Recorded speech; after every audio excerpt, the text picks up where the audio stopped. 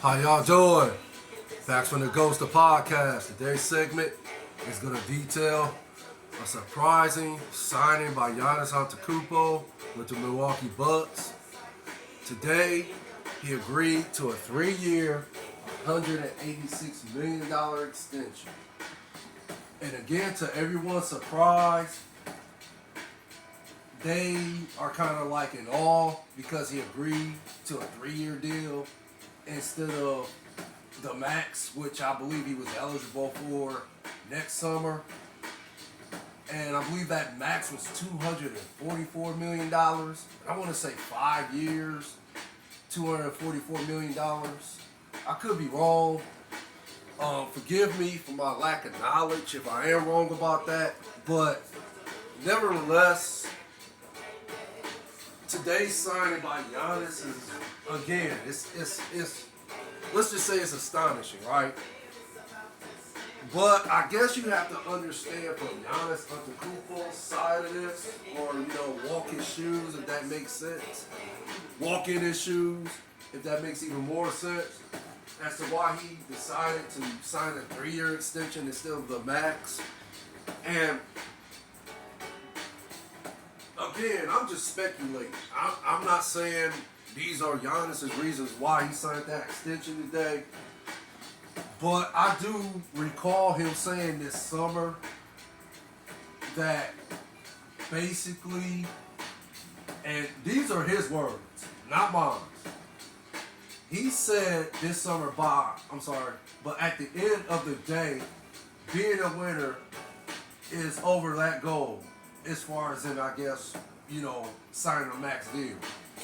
Could be wrong about that. Again, forgive me for my lack of knowledge. He further said, and again, these are his words, he said, winning a championship comes first. I don't want to be 20 years on the same team and don't win another championship. So, again, that was his way of telling Milwaukee, hey, look, we got to make some moves before the season starts. And there was speculation by, other sports media analysts, like Stephen A. Smith, throwing up the ones of Stephen A. Smith, that's my catchphrase. Throwing up the ones of Shannon Sharp, who's the other ones? Michael Wilbon, Tony Kornheiser, Richard Jefferson, Kendrick Perkins, Malika Andrews, just to name a few that, was speculating that Giannis was basically telling them, hey, either you make some moves now or I'm going to be looking to sign with another team when my contract ends.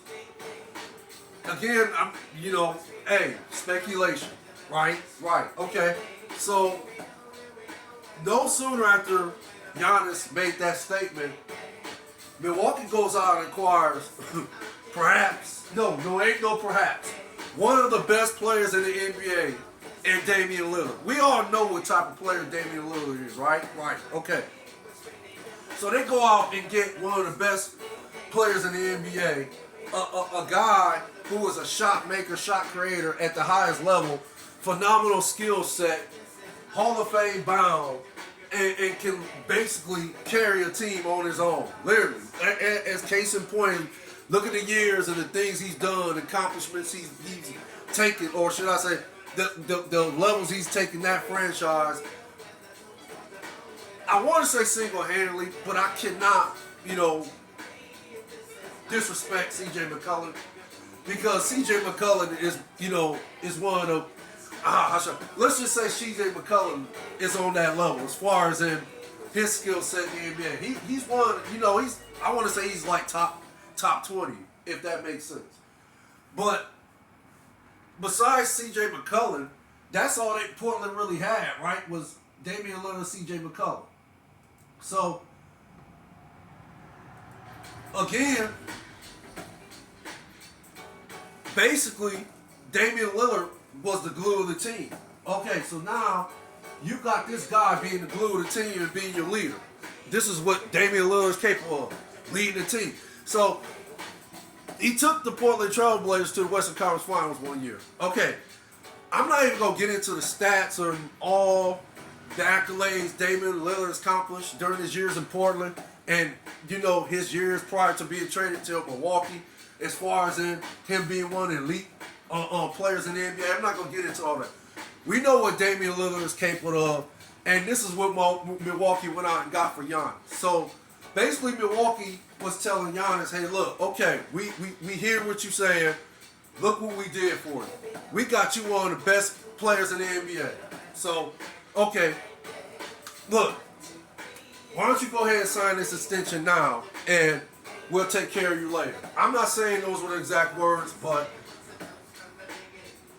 Giannis pretty much is not that type of guy that makes sense to, be team jumping, if that makes sense. Giannis ain't that dude. He's not a team jumper like that.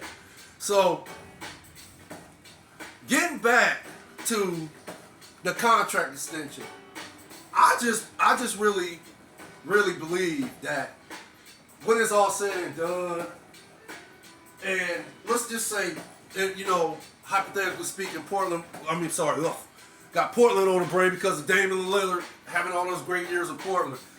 Let's say Milwaukee wins next year's championship, 2004 NBA championship. Okay, now Giannis and then Damian Lillard will finally have a championship, right? That would be one for Lillard and two for Giannis. So, yeah, basically I'm just thinking it's not about the money for Giannis. Giannis is about championship. Giannis want to be, if not the greatest player that's ever played in the NBA, he definitely wants to be one of them. But he's already one of them, if that makes sense.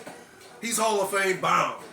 And if he's not number one, he's definitely number two regarding the best player or one of the best players in the NBA. Number one is Nikola Jokic. And you have to just throw on him to be the number one guy, in my opinion. If you want that type of status to be the guy in the NBA or be anointed as the best player in the NBA.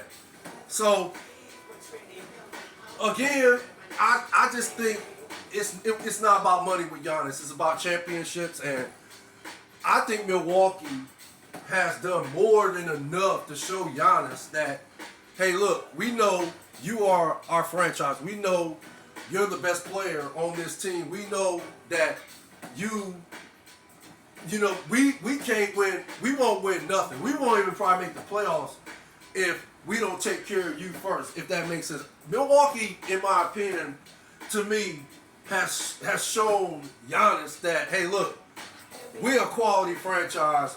We're competent, and we know what we have to do in order to keep you happy and want to put you in a situation where you be comfortable enough to want to remain with this franchise, if that makes sense. So I believe Giannis looked at all that before he decided to make that decision to sign that 3-year, $186 million contract today. I believe he compartmentalized everything, if that makes sense.